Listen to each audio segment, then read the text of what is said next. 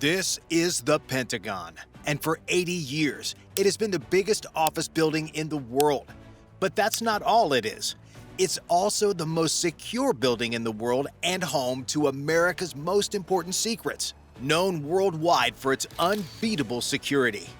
But how is it that this five-sided shape, built in less than 2 years, became one of the most impenetrable forces the world has ever seen? To understand the construction of the Pentagon, we need to go back to the end of World War I, where the United States Department of Defense had begun growing at an exponential rate due to the war effort, and really never stopped growing after it ended. More and more military structures were established, and it got to the point where they didn't just have anywhere to consolidate all of them. As World War II was beginning, growth picked up again, and it became nearly impossible for the Corps to remain coordinated and in control. This disorganization started to become a more serious issue, and a request by the man in charge of logistics, Brehon B. Sommerfeld, the head of the construction division of the Quartermaster Corps, was made to increase the space they had, a request which Congress promptly agreed to. Shortly after, a plan was made to construct the building. The original location was in Arlington Farms, which geographically was surrounded on 5 sides by various roads. Because of this, the decision was made to construct the building in the shape of a pentagon, and thus the unique design was born. However, complaints rose about the building, both due to its size and due to its location blocking the view of Arlington National Cemetery. So the building would shortly after be moved near the Potomac River, where it currently stands. Construction of the Pentagon began in 1941 under the supervision of architect George Bergstrom and chief engineer Leslie Groves. The Pentagon's construction was completed in a remarkably short time, considering the challenge posed by wartime shortages and various logistical complexities.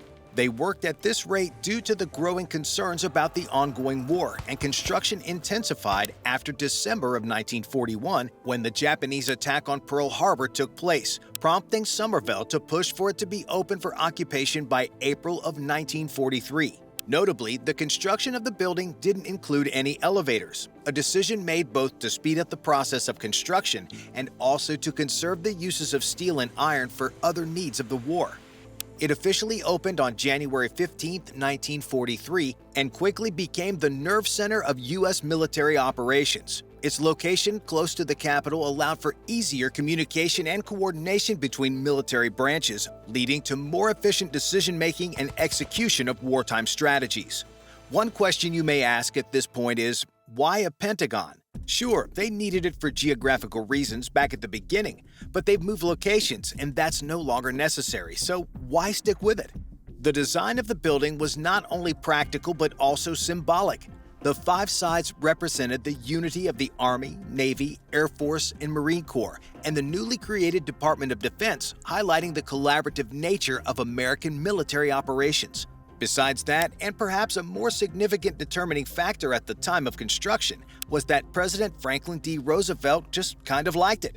He stated that he liked the shape and that he had never seen any building designed like that, so he wanted it to stay the same. Another reasoning, which may not have been considered when it was first being constructed, was the sheer ease and convenience of navigating the building. It is said that even today, with its ever-growing size, it takes no more than 7 minutes to get between any 2 locations within the building.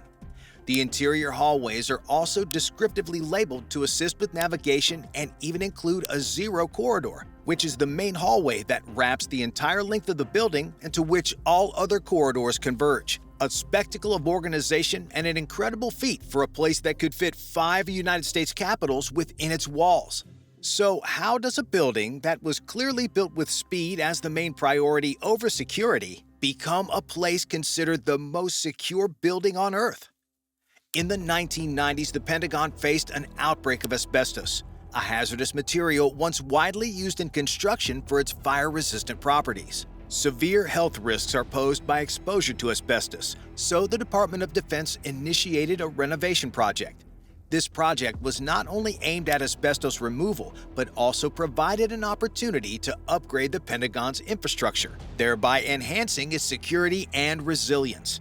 Little did they know, these upgrades would come at the perfect time, proving integral in limiting the impact of an attack that nobody could possibly have seen coming. The renovations included the installation of Kevlar linings in some parts of the building. Kevlar, a material used in bulletproof vests, is best known for its resistance to penetration, making it a primary reason for its inclusion in the renovations. The thinking was that it would protect from outside attacks and prevent shrapnel from entering the building in case of an explosion. However, Kevlar is incredibly multifaceted. It can be utilized not only for blast mitigation, absorbing and dispensing the energy from explosions to minimize damage, but also for structural reinforcement, ensuring areas prone to impact held strong under stress.